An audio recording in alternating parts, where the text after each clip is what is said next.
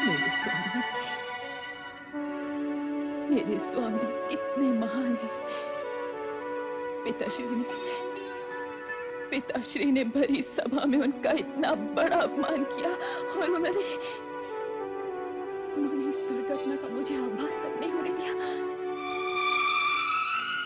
उनके स्थान पर अगर मैं होती तो पिताश्री को भला बुरा कहे बिना न रहती, नहीं रहती मैं।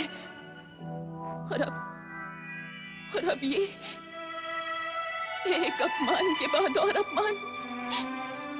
एक जामाता और पुत्रियों को तो घर में हो रही यज्ञ में आमंत्रित किया और दूसरे की उपेक्षा कर दी गई।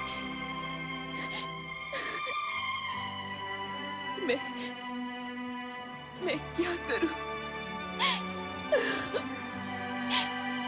मैं क्या करूं और क्या ना करूं?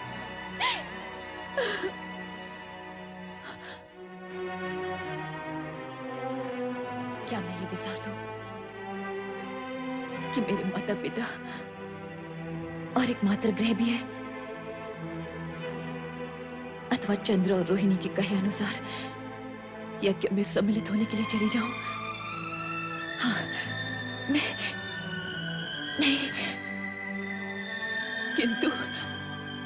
किंतु यदि पिताश्री ने मेरे स्वामी के विषय में पुनः कोई अनर्गल बातें कही तो नहीं।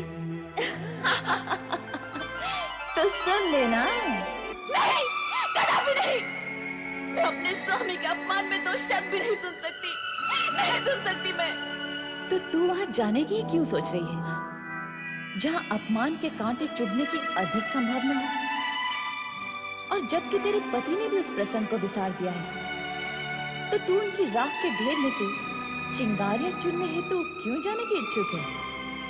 ये ज्ञात होते हुए भी कि चिंगारियों को हवा लग जाए तो वे भीषण अग्निज्वाला का रूप ले लेती हैं। किंतु मैं अपने हृदय में चिंगारियां समेटे हुए भी जीवित नहीं रह सकती, नहीं रह सकती मैं जीवित। जो होना है सो हो ले। मैं पिताश्री से ये बात अवश्य पूछूंगी कि जिनके आगे समस्त देवता भी नतमस्तक रहते हैं, उन्हें अपमानित करने का उन्हें साहस कैसे हुआ?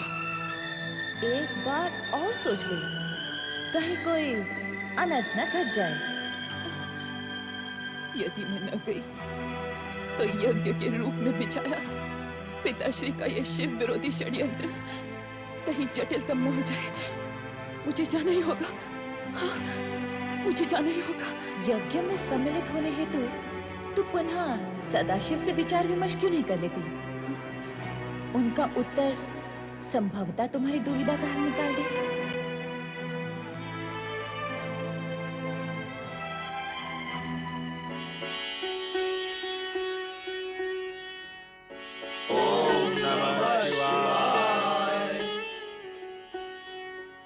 सती माता की जय।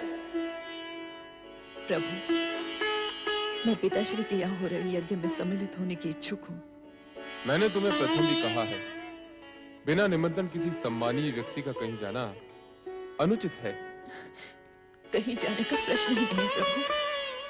मुझे तो अपने मातृ गृह जाना है, अपने माता पिता के घर, अपने घर। विवाह उपरांत स्त्री का घर वही होता है जो उसके पति का घर हो। ये कैलाश धामी तुम्हारा अपना घर है, तुम यहाँ की स्वामिनी हो। इसका तात्पर्य ये कि विवाहोपरांत पुत्री का माता पिता से संबंध टूट जाता है, उन्हें विसार देना ही उचित है। मैंने अपने अपमान को तो विसार दिया, किंतु यदि वहां तुम्हारा तनिक भी अपमान हुआ तो वो मुझसे सहन नहीं होगा। यही सोचकर मैं तुम्हें टोक रहा था, किंतु जब तुमने जाने का निश्चय कर ही लिया है तो जैसी तुम्हारी इच्छा। पुत्र नंदी। जी प्रभु। अपनी स्वामिनी की इच्छा पूर्ति हेतु शिवगणों को साथ लेकर इनके साथ दक्ष यज्ञ में जाओ। जैसी आज्ञा प्रभु।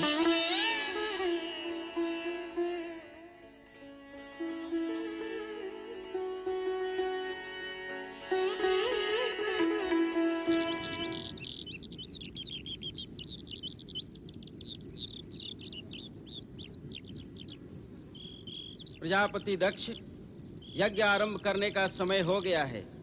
महारानी वीरनी को बुलवाइए। जो आज्ञा ऋषिवर। हरिओम तत्सत, हरिओम तत्सत, हरिओम तत्सत। बिना भगवान शिव की उपस्थिति के ये यज्ञ नहीं हो सकता। ऋषिवर, मेरे इस यज्ञ के इष्ट देव श्री हरि विष्णु जी हैं। किंतु वो मंगलमय भगवान शिव कहाँ है, जिनकी कृपा से समस्त मंगल कार्य संपन्न होते हैं, जिनके नेत्रों से देखे जाने पर मरुभूमि भी लहलहाती पुण्य भूमि बन जाती है। हे दक्ष, ऐसे तेजस्वी मंगलमय भगवान शिव को शीघ्र ही यहाँ बुलाकर इस यज्ञ की सफलता के प्रति पूर्ण रूप से निश्चिंत हो जाओ। देवेश्वरों, यदि वो परम शिव देवी जगदम्बा सहित यहाँ आ गए तो ही यह यज्ञ पूर्ण हुआ समझो, अन्यथा नहीं। ये मेरा सत्य वचन है। अपना सत्य वचन अपने पास ही रखो ददेच। जब सभी देवताओं के मूल भगवान श्री हरि विष्णु जी यहाँ उपस्थित हों, लोक पितामह ब्रह्मा वेदों उपनिषदों और विविध आगमों के साथ यहाँ पधार चुके हों, देवगणों के साथ देवराज इंद्र भी अपना आसन ग्रहण कर चुके हों, वेद और वेदाय को जानने वाले ऋषिगण भी इस यज्ञ की गरिमा बढ़ा रहे हों, तो हमें उस शिव से क्या प्रयोजन जो अकुलीन, अनाथ और आत्म प्रशंसक है। वो इस यज्ञ में बुलाए जाने के योग्य ही नहीं है। तुम जो चाहे तर्क देते रहो दक्ष, परंतु मैं तो मात्र एक ही बात कहूंगा कि बिना भगवान शिव की उपस्थिति के तुम्हारा ये यज्ञ अयज्ञ हो गया। तुम्हारा विनाश निश्चित है दक्ष, निश्चित है तुम्हारा सर्वनाश, निश्चित है तुम्हारा सर्वनाश। माते, माते, मैं कितनी बार आपसे पूछ चुकी हूँ कि पिताश्री ने भगवान शिव और बहन सती को यज्ञ के लिए आमंत्रित क्यों नहीं किया, किंतु आप कोई उत्तर ही नहीं देते। आप कुछ बोलती क्यों नहीं माते? क्या बोलूं पुत्री, यही कह सकती हूँ कि विनाशकाली विपरीत बुद्धि। तुम्हारे पिता से मैंने शिव सती को निमंत्रण भेजने का इतना आग्रह किया, किंतु उनके हट के आगे मैं हार गई। घर में इतना बड़ा यज्ञ का आयोजन है, हर्षोत्साह का वातावरण है, किंतु मेरा हृदय किसी अनजान अनिष्ट की आशंका से काम काम जाता है। महारानी जी, महारानी जी, स्वामी ने। क्या हुआ मंगला, इतनी व्याकुल क्यों हो? यज्ञ भूमि में ददीच और स्वामी के बीच भगवान शिव की अनुपस्थिति के कारण कहासुनी हो गई। क्रोध से भरे मुनि और अनेक शिव भक्त यज्ञ भूमि से उठकर चले गए। जिसका मुझे डर था वही हुआ।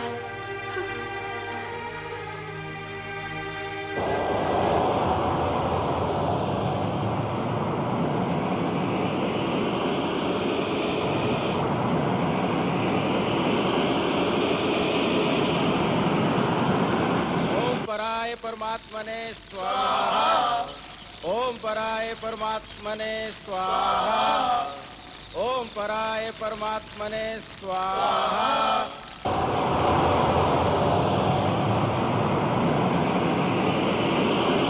ओम पराय परमात्मने स्वाहा।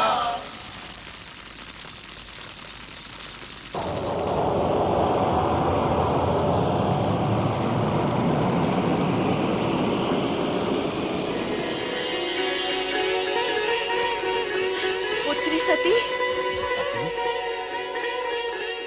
सती, सती तुम आ गई? अच्छा किया तुम आ गई।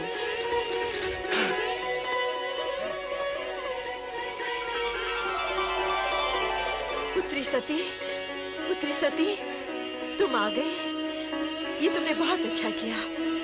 जब से तुम्हारी सब बहनें आई हैं, तब से मैं तुम्हारा ही स्मरण किए जा रही हूँ। आओ, यज्ञ आरंभ हो चुका है। आओ। मैं यज्ञ में सम्मिलित हो नहीं, ये पूछने आई हूँ कि मेरे स्वामी शिव शंकर को इस आयोजन के निमित्त आमंत्रित क्यों नहीं किया गया। पुत्री,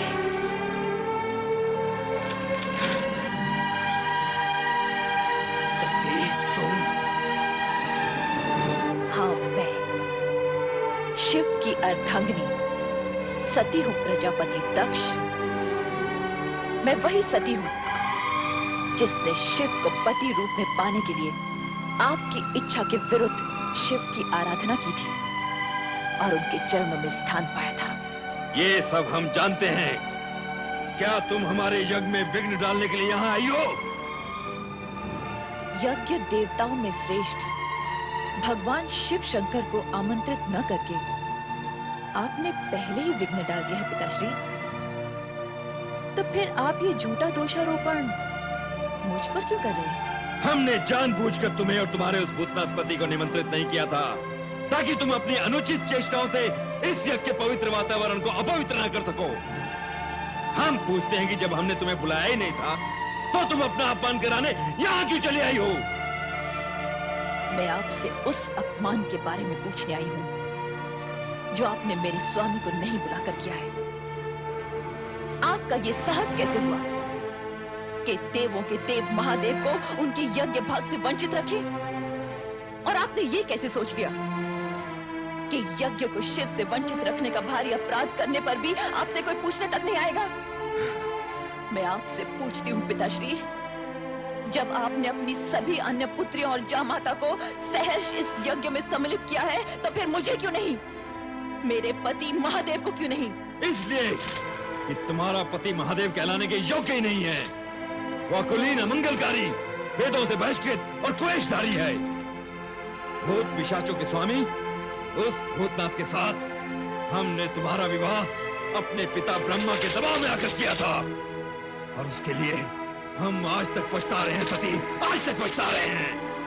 हाँ, जब तुम बिना बुलाए यहाँ चली आई हो, तो इस यज्ञ में भाग लेकर अपने पति का यज्ञ भाग भी प्राप्त करो। बैठो सती। पिताश्री, अब भी कुछ नहीं बिगड़ा है। आप कैलाश जाकर मेरे स्वामी को आदर पूर्वक यहाँ ले आइए और इस यज्ञ को विधि पूर्वक संपन्न कीजिए। एक पुत्री होने के नाते मैं आपसे विनती करती हूँ। नहीं, नहीं, कदापि नहीं। हम उस ढोंगी पाखंडी भवोद्धारी को इस यज्ञ में कदापि आमंत्रित नहीं करेंगे। हम नहीं चाहते कि उसके अपावन नाम की छाया भी इस पावन यज्ञ पर पड़ने पाए। पिताश्री,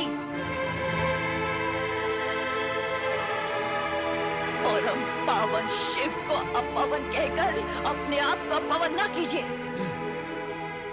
आप जैसे शिव द्वेषी को शिव निंदा करते हुए देखकर मुझे आपकी पुत्री होने पर लज्जा होने लगी है। हे विधाता, आपने मुझे ऐसे पिता की पुत्री क्यों बनाया जो सर्वोत्कृष्ट परमात्मा शिव की स्तुति करने के बदले उनकी निंदा कर रहा हो? सती, बंद करो ये नाटक। अभी तुमने अपने पति के दोषों का बखान सुना ही कहाँ है? यदि मैं तुम्हारे उस कर्महीन पति के दोषों को गिनाने लगूंगा, तो समस्त ब्रह्मांड की गिनती भी कम पड़ जाएगी।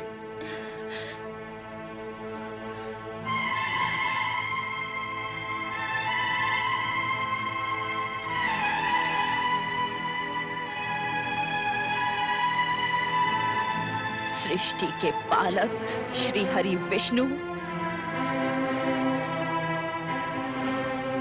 सृष्टि के रचनाकार परम पिता ब्रह्मा,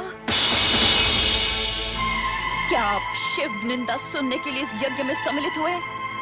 जिन सदा शिव की कृपा दृष्टि पाने के लिए आप उनकी स्तुति करते करते नहीं थकते, उन्हीं शिव की निंदा सुनते हुए आप मूर्ति के समान निश्चेष्ट बैठे?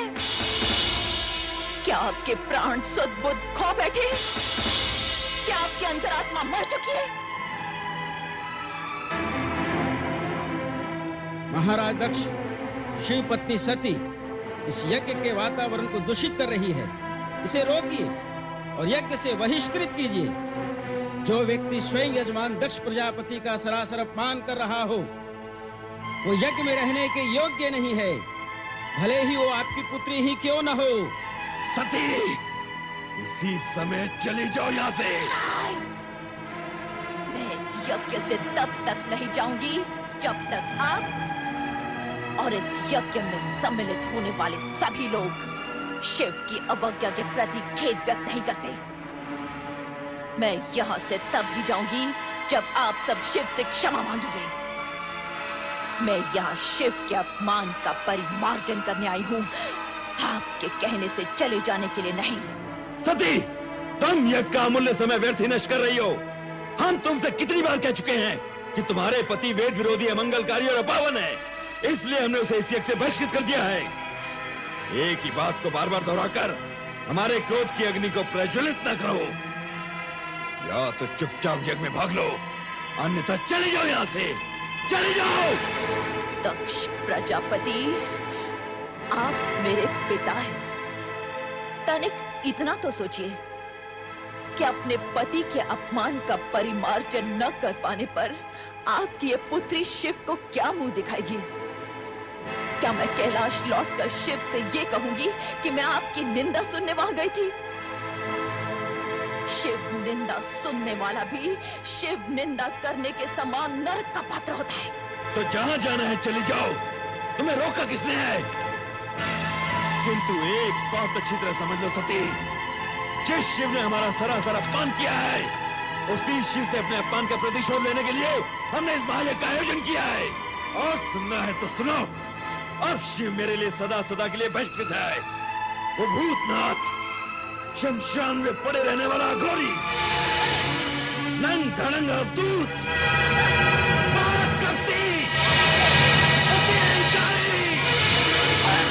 दक्ष प्रजापति, बस कीजिए। मैं पति निंदा नहीं सुन सकती, नहीं सुन सकती। मैं पति निंदा नहीं सुन सकती, मैं पति निंदा नहीं सुन सकती, नहीं सुन सकती, नहीं सुन सकती।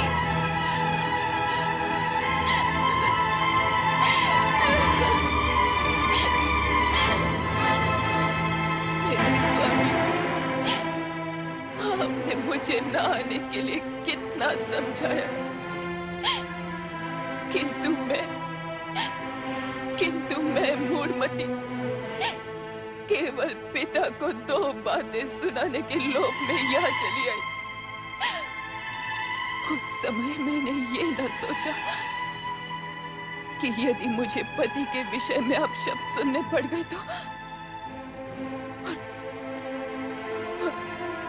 अब तो मैं अपने स्वामी को अपना मुंह भी नहीं दिखा सकती।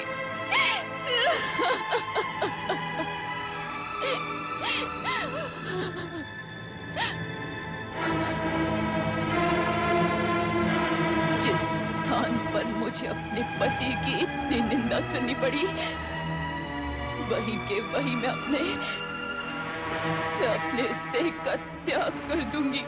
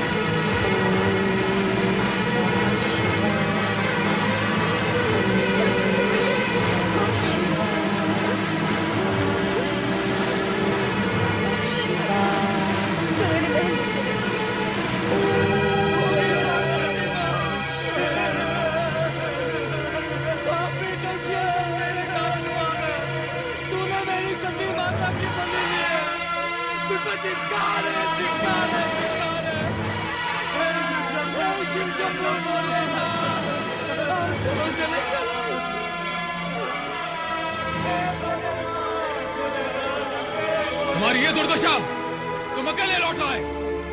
देवी सती कहाँ है? देवी सती कहाँ है? देवी सती कहाँ है?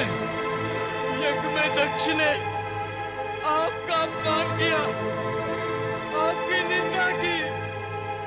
ये सुनकर माता सती ने ये कहा कि उनको जीवित रहने का कोई अधिकार नहीं, और ये कहा कि आपको अपना मुख दिखलाने का भी कोई अधिकार नहीं। और ये कहते कहते आत्मदाह कर लिया। नहीं, नहीं, नहीं!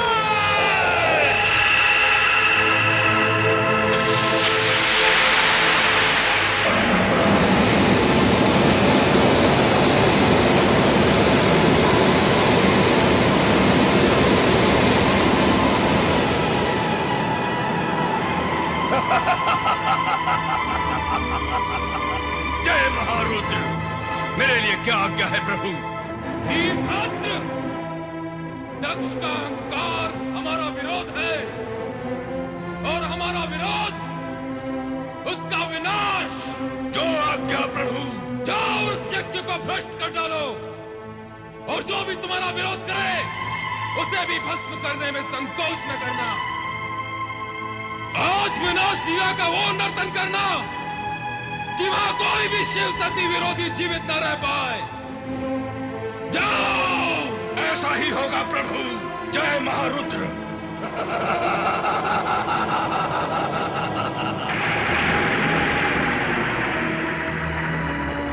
हे दुराचारी दक्ष, तेरे इस यज्ञ का विनाश हो जाएगा।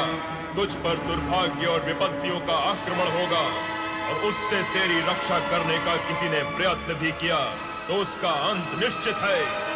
कुछ ही समय में यहाँ विनाश का तांडव होने वाला है। विनाश का तांडव होने वाला है। विनाश का तांडव होने वाला है।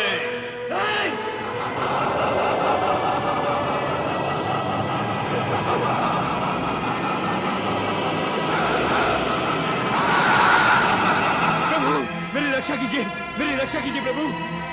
दक्ष, शिव की निंदा और उपेक्षा करके तुमने वो दंडनीय अपराध किया है जिससे तुम्हें कोई नहीं बचा सकता, स्वयं मैं भी नहीं। तुम्हारा उद्धार हो सकता है तो चराचरपति शिव के हाथ हो। प्रभु, प्रभु,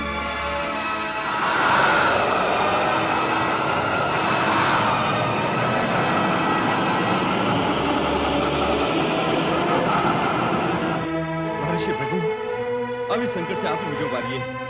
मेरी सहायता कीजिए ऋषिवर, मेरी सहायता कीजिए। अपहताः शूराः रक्षांसि वेदी सदा।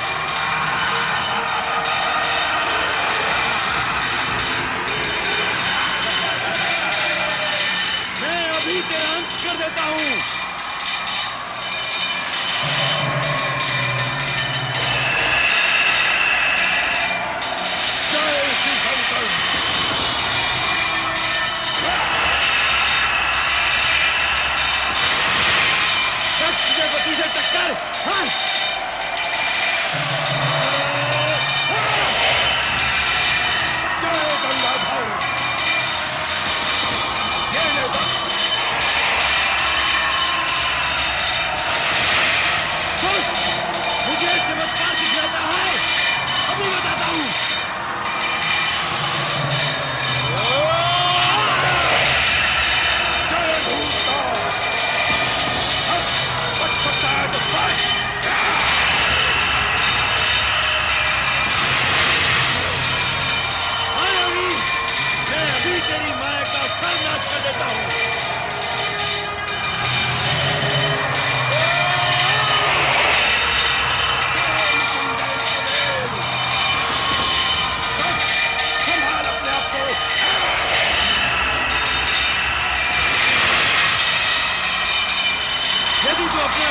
ही शक्तिशाली समझता है तो मेरे बराबर का होकर अपनी शक्ति का प्रदर्शन कर।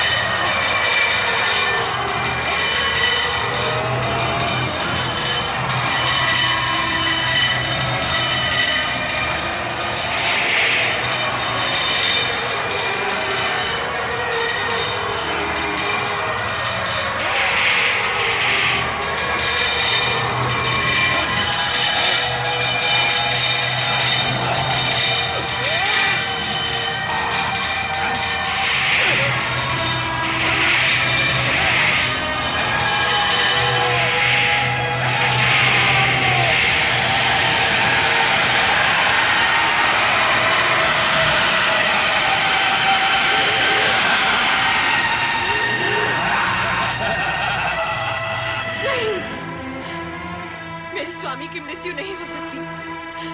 वे परम पिता ब्रह्मा के पुत्र हैं। उनकी मृत्यु नहीं हो सकती। उनकी मृत्यु असंभव है। तुम्हारा कथन मिथ्या है, मिथ्या। नहीं महारानी, ये सत्य है। प्रजापति महाराज दक्ष अब इस संसार में नहीं रहे। क्या मेरे स्वामी इस संसार में नहीं रहे? मेरा सुहाग मिट गया है। यदि मेरा सुहाग मिट गया है तो मैं जीवित रहकर क्या करूंगी? मैं अपने प्राण त्याग दूंगी। मैं अपने प्राण त्याग दूंगी। नहीं माते, नहीं, धैर्य रखिए माते। इतना दुखी मत होइए माते। नहीं, मेरे स्वामी के बिना मेरा जीवन व्यर्थ है। मेरा जीवन व्यर्थ है। मैं जीना नहीं चाहती। मैं जीना नहीं चाहती। मैं नहीं रहना चाहती। शांत हो जाइए माते, शांत हो जाइए। दक्ष प्रजापति जीवित हैं। क्या? मस्तक विहीन होने के उपरांत भी उनका शरीर निस्तेज नहीं हुआ है। शिव इतने कठोर नहीं माते कि किसी के प्राण हर ले। उन्होंने तो पिताश्री को केवल उनकी करनी का दंड दिया है। अब आप ये शोक त्याग दीजिए और शिव जी से प्रार्थना कीजिए कि वो शीघ्र से शीघ्र पिताश्री को पुनर्जीवित कर दें। मैं शिव से प्रार्थना करूं अपने पति को जीवन दान देने के लिए? मैं तो, क्या वो मेरी प्रार्थना सुनेंगे? हाँ माते, शिव शंकर दयालु हैं। वे अपने भक्तों की प्रार्थना अवश्य सुनेंगे। शिव ने ही तो हमारे पति को मृत्यु के मुख से बचाया था। क्या आपको ज्ञात नहीं माते? हाँ, तुम्हारे पति चंद्रदेव तो शिव के भूषण हैं, शिव के परम प्रिय हैं। इसीलिए शिव ने उन्हें जीवन दान दिया। परंतु मेरे पति तो शिव के द्रोही थे। मेरे पति के समान शत्रुता तो संसार के किसी प्राणी ने शिव के साथ न की होगी।